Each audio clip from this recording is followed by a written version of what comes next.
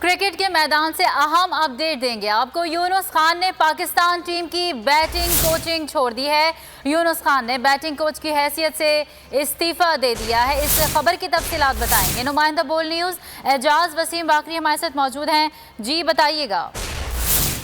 आज Pakistan cricket team के batting coach Yunus Khan ने अपनी जॉब से पीसीबी ने उनको 2 साल के लिए बैटिंग कोच रखा था और तकरीबन उनको अभी जॉब करते हुए 1 साल हो गया था और अभी तक ये वजूहात सामने नहीं आ सकी हैं। पाकिस्तान क्रिकेट बोर्ड और यूनुस खान दोनों की तरफ से मुश्तरका प्रेस रिलीज किया गया जिसमें कहा गया कि राहें जुदा हो गई हैं और अब यूनुस खान टीम के साथ इंग्लैंड और वेस्ट इंडीज नहीं जाएंगे।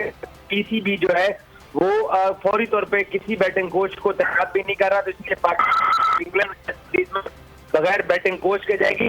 मौजूद थे जो इंग्लिश अकेडमी में ट्रेनिंग उनको बड़ी सख्त गर्मी के अंदर यहाँ ट्रेनिंग की गई है, लेकिन अचानक से अब से थोड़ी देर पहले मुश्तरका ऐलान किया गया है कि यूनुस खान और पीसीबी की राहें जुदा हो गई हैं। जी बहुत शुक्रिया एजाज वसीम तफसीलात के लिए।